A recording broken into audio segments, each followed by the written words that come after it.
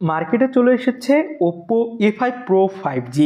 বাংলাদেশের মার্কেটেও চলে আসবে কয়েকদিনের মধ্যে এই ফোনটা যেমন শক্ত তেমনি এর পারফরমেন্সও হতে যাচ্ছে বেশ শক্তপোক্ত।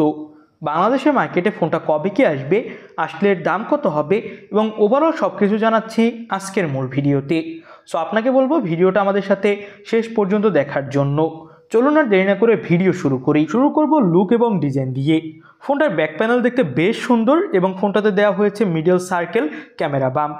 ফোনটাতে ব্যাক সাইডে জোস লেভেলের একটা টেক্সচার দেওয়া হয়েছে এবং এই ফোনটা বেশ স্লিম একটা ফোন হতে যাচ্ছে এবং বক্সি কাটিংয়ের একটা ফোন।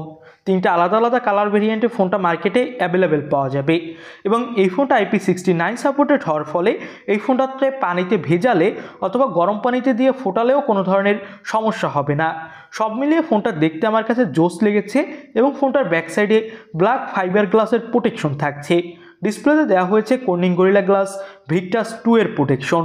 ডিসপ্লেটা 6.7 ইঞ্চি মাপের, যেটা full HD plus OLED panel, আর এর রিফ্রেশ রেট দেওয়া হয়েছে 120 হার্টজ।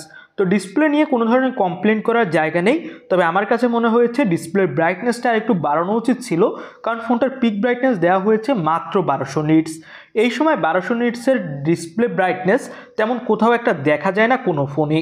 এখানে ব্রাইটনেস আর একটু বাড়ালে তাহলে সানলাইটে এই ফোনটা ইউজ করলেও কোনো ধরনের সমস্যা হতো না।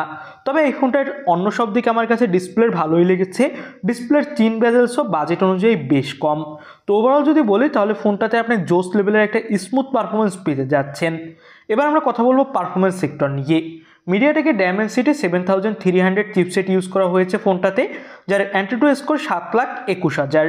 PUBG, Free Fire, Call of Duty, Asphalt 9 এইসব ধরনের গেমগুলো এখানে খুবই ইজিলি রান করাতে পারবেন কোনো ধরনের ল্যাগ ইস্যু অথবা ফ্রেম ড্রপ ইস্যু ছাড়াই। তো সব মিলিয়ে যদি বলি যারা গেমার আছেন তাদের জন্য এই ফোনটা বেস্ট একটা চয়েস হতে পারে মিড বাজেট সেগমেন্টে। LPDDR4X RAM এবং UFS 3.1 স্টোরেজ এর পারফরমেন্সকে আরও বেশি বুস্ট করবে এবং ফোনটাতে out of the box Android 15 পেয়ে যাবেন এবং পেয়ে যাবেন ColorOS 15। সব মিলিয়ে পারফরমেন্সের দিক থেকে ফোনটা ঠিকঠাক। এবার ক্যামেরা সেকশন নিয়ে কথা বলি। ব্যাকসাইডে দেওয়া হয়েছে ডুয়েল ক্যামেরা, যার প্রাইমারি ক্যামেরা 50 মেগাপিক্সেলের, পাশাপাশি 2 মেগাপিক্সেলের একটা মনোক্রোম লেন্স পাবেন। তবে এখানে আমার কাছে মনে হয়েছে ফোনটার ক্যামেরা কোয়ালিটি আর একটু ইমপ্রুভ করতে পারতো ওপ্পো।